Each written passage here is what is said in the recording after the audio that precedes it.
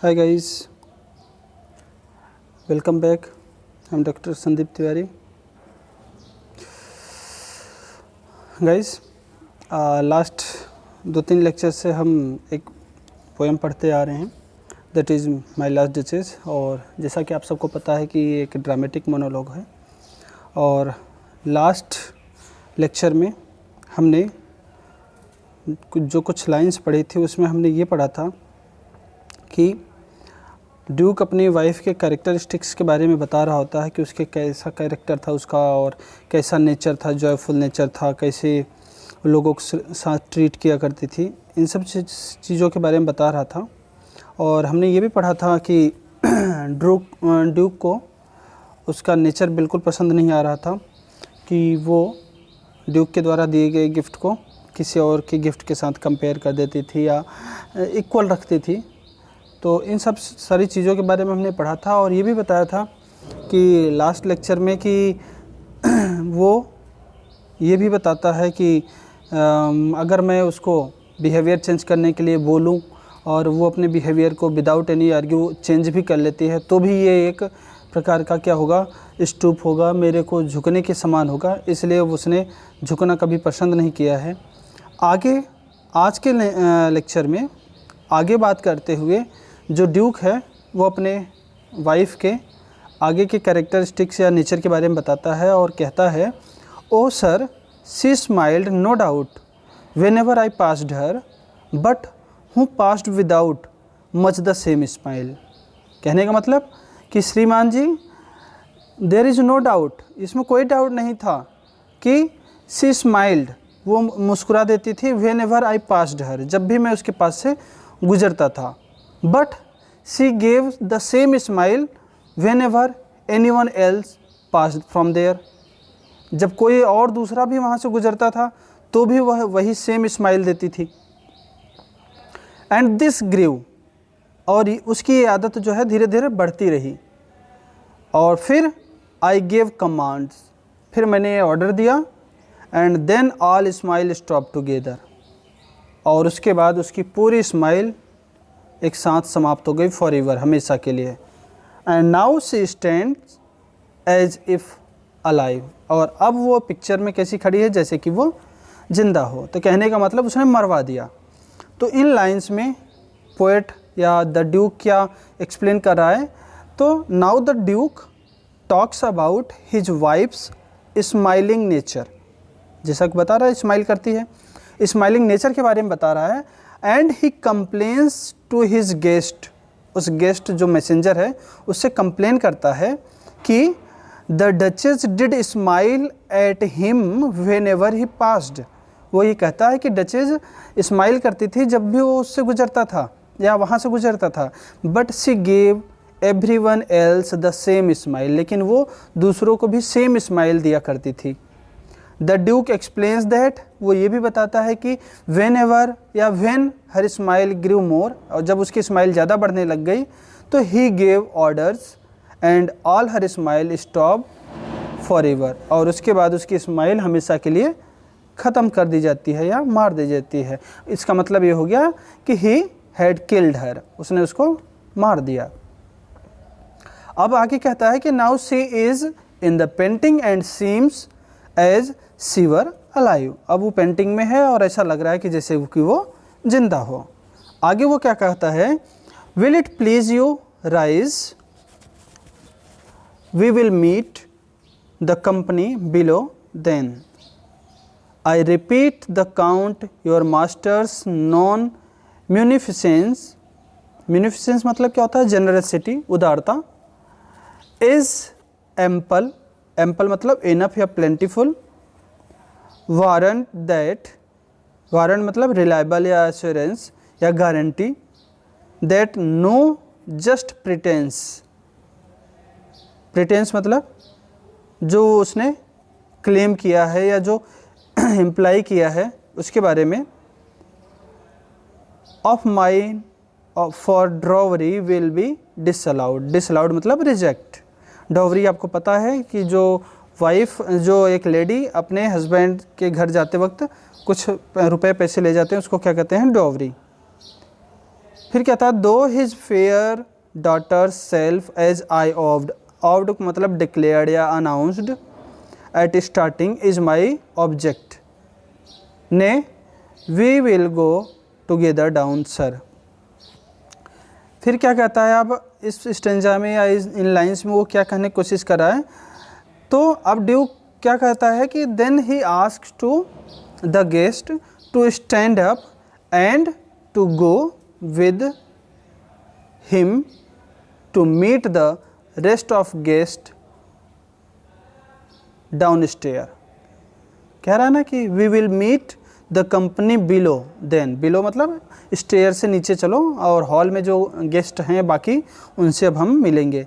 तो वो उसे कहता है कि stand up and go with me या go with him to meet the rest of guest down stair. आगे वो और क्या कहता है, he also says that the count the invoice master, count कौन, इनवॉइस मास्टर या मैसेंजर का जो मास्टर है, is known for his generosity, किस लिए जाना जाता है, अपनी जेनरसिटी के लिए जाना जाता है। So the Duke is sure that his request for dowry would not be rejected. कह रहा है ना, the count your master is known for munificence, वो जेनरसिटी के लिए जाना जाता है, and he is enough generous that I am sure that he will not reject my demand या माई रिक्वेस्ट फॉर डॉवरी। तो इतना कहने के बाद फिर आगे वो क्या कहता है, द ड्यूक ऑल्सो एड्स, और ये भी उसमें ऐड करता है, अपनी बात में ये भी ऐड करता है, या ही ऑल्सो सेज दैट, वो ये भी कहता है कि ही हैज़ ऑलवेज इंसिस्टेड या ही हैज़ या ही डिक्लेयर्ड या ही अनाउंस्ड एट द स्टार्टिंग, क्या अनाउंस कर दिया है उसने कि counts beautiful daughter is his chief object या हिज मेन ऑब्जेक्ट, नॉट ड्रॉवरी। कहने का मतलब वो ये कहता है कि मैसेंजर को एड्रेस करते हुए कहता है कि I know that your master count is known for his generosity, so I am sure that he will not reject my demand of dowry, but I declared you या I announced you at the starting, मैंने पहले ही आपको starting में ही announce कर दिया है कि your master's beautiful daughter is my prime या my primary object not dowry. तो देखो कितनी चालाकी से अपने ग्रेडीनेस को भी, अपने लालच को भी शो कर रहा है, और दूसरी तरफ वो ये भी दिखाने की कोशिश कर रहा है कि उसकी ब्यूटीफुल डॉटर ही उसकी मेन एम है। फिर कहता है ने we will go together down sir, बोलता है कि now we will go to meet the other guest down stair. वो अब उससे रिक्वेस्ट करता है कि चलो अब हम बाकी लोगों से नीचे मिलेंगे, और ऐसा कह करके फिर आगे वो लोग बढ़ते हैं। और जब वो आगे सीढ़ियों से नीचे जा रहे होते हैं तब क्या होता है, इन द वे या अपने उनके रास्ते में द ड्यूक, वो जो ड्यूक है वो उसको इंडिकेट करता है या मैसेंजर को इंडिकेट करता है टूवर्ड्स अ स्टैचू, एक स्टैचू की तरफ उसको इंडिकेट करते हुए क्या कहता है, नोटिस, नोटिस मतलब लुक, नेपच्यून, नेपच्यून कौन है, सी गॉड, समुद्र देवता, दो टेमिंग, टेमिंग मतलब controlling, sea horse, thought a rarity, rarity मतलब very rare, which Claus of Innsbruck एक इमेजिनेटिव नेम है, कास्ट मतलब है made, in bronze for me, bronze मतलब कांसा आप जानते हो।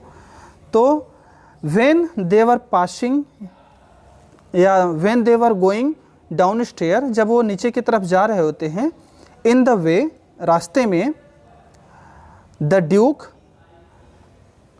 पॉइंट्स आउट या draw the attention of counts messenger, the Duke क्या करता है, वो draw the attention of counts messenger, messenger का दिमाग क्या कर रहा है, ड्रॉ करता है, खींचता है, to show the statue of sea god Neptune. क्या दिखाने के लिए? सी गॉड नेपच्यून की मूर्ति दिखाने के लिए। एंड सेज, वो क्या कहता है, लुक दैट नेपच्यून या look that statue of Neptune who is controlling sea horse, it is very rare. मतलब दिस स्टैच्यू या such type of statue is very rare, but it is made by, वो कहता है कि ये जो statue है ना, it is made by Claus of Innsbruck in bronze specially for me. वो ये दिखाने की कोशिश कर रहा है कि how he is lover of art, but behind it there is another purpose, that there is another understanding, there is another point of view, that through the statue of Neptune it explains, he explains that he likes the nature of control, he has controlling nature। वो लोगों को control करने में ज़्यादा खुशी महसूस करता है। इसी तरह से वो अपने घर में, अपने आर्ट में, अपने आर्ट गैलरी में इस तरह के आर्ट या इस तरह के स्टैच्यूज़ भी रखता है। तो वो ये जो फिगर है या ये जो इमेज है कि नेपच्यून जो है क्या कर रहा है, सी हॉर्स को कंट्रोल कर रहा है, ये उसके कैरेक्टर को दिखलाता है कि वो भी लोगों के ऊपर कंट्रोलिंग पावर रखना चाहता है। तो इस स्टेंजा में आपने देखा कि जब वो गुजर रहा होता है सीढ़ियों से नीचे की तरफ, तो वो अपने गेस्ट को ये दिखाता है कि देखो उधर एक स्टैच्यू है नेपच्यून का जो अपने सी हॉर्स को कंट्रोल कर रहा होता है, और ये बताता है कि इस तरह की मूर्ति बहुत रेयर होती है, बट ये मूर्ति क्लॉज ऑफ इंसबर्ग ने मेरे लिए स्पेशली बनाया है ब्रॉन्ज में। तो बच्चों, आज के इस लेक्चर में हमने इसको कंप्लीट किया, किसको? इस पोएम को। और इस पोएम को कंप्लीट करने के बाद इसमें देखें, इसमें थीम क्या निकल के आती है इस पोएम की। तो इस पोएम की जो थीम है ना बच्चों, तो उसमें देखने को क्या मिलेगा? Jealousy, hatred and power are the major themes of the poem. आपने देखा होगा जेलसी, उसको अपनी वाइफ के नेचर पसंद नहीं आ रहा था कि वो स्माइली नेचर रखती थी, लोगों को थैंक यू बोलती थी, उसका ये नेचर उसको पसंद नहीं आ रहा था, तो देखो जेलसी था। हेट्रेड, वो अपनी वाइफ से हेट भी करता था, घृणा भी करता था, तो देखो हेट्रेड भी है। एंड पावर, पावर पूरी पोएम में आपने देखा कि उसके पास कितना पावर है। अभी एक लाइन आपने पढ़ा था कि then I command and all the smile stop together, कि मैंने कमांड दिया और पूरा स्माइल जो है एक साथ रुक जाती है। तो इसका मतलब ये हो गया इसके पास इतनी पावर है कि वो किसी को मरवा भी सकता है। तो पावर भी एक थीम है। तो जेलसी, हेट्रेड और पावर इसकी मेजर थीम्स या मेन थीम्स हैं। Browning has presented the character of duke who wants to rule his women with an iron fist. इसमें ब्राउनिंग ने ड्यूक को कैरेक्टर को कैसे दिखाया है कि वो अपनी औरत के ऊपर लोहे की मुट्ठी से, मतलब एक डंडे से राज करना चाहता है या उसके ऊपर कंट्रोल करना चाहता है। He talks about his late wife and details the reason why he did not like her. इस पोएम में वो अपनी पिछली वाइफ के बारे में बताता है या स्वर्गवासी वाइफ के बारे में बताता है, और ये भी रीज़न देता है कि वो अपनी वाइफ को क्यों पसंद नहीं करता था।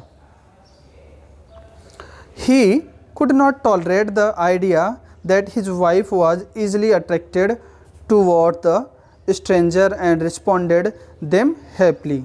ही कुड नॉट टॉलरेट, वो बिल्कुल बर्दाश्त नहीं कर सकता था क्या कि उसकी वाइफ लोगों की तरफ आराम ईजली अट्रैक्ट हो जाए और लोगों को हैप्पी या खुशनुमा या खुशी के साथ, स्माइल के साथ रिस्पॉन्स करे। ये उसको बिल्कुल भी पसंद नहीं था।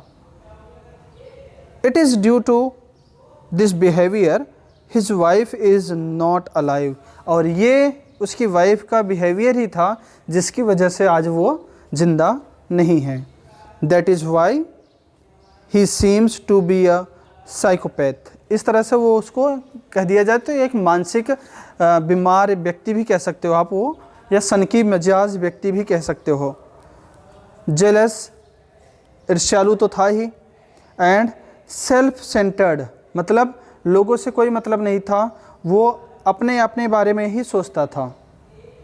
who not only wishes to control his kingdom but also wants to govern the lives of his near and dear ones। वो ऐसा व्यक्ति था जो कि अपने राज्य में ही शासन नहीं चलाना चाहता था, बल्कि वो उन सब के ऊपर भी शासन चलाना चाहता था, उन सब के ऊपर भी कंट्रोल रखना चाहता था जो उसके आस पड़ोस में थे या जो उसके प्रिय थे।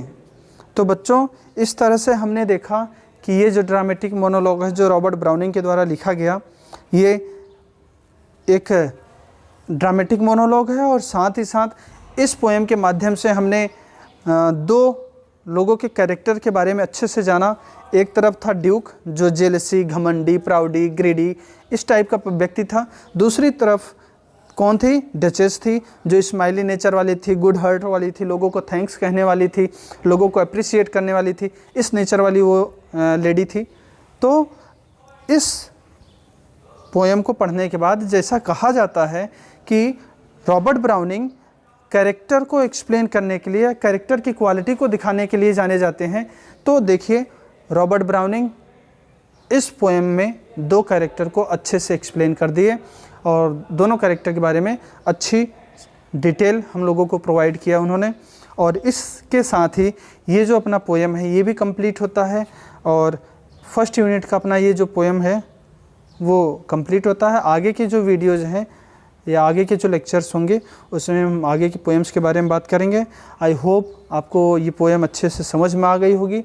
फिर भी अगर आपको कहीं कोई प्रॉब्लम हो, आपने पढ़ा नहीं हो या कोई लाइन या कोई वर्ड आपको समझ में नहीं आ रहा हो, तो आप एक बार उसको आप मुझसे कंसल्ट कर सकते हैं, आप मैसेज करके पूछ सकते हैं या कमेंट करके पूछ सकते हैं।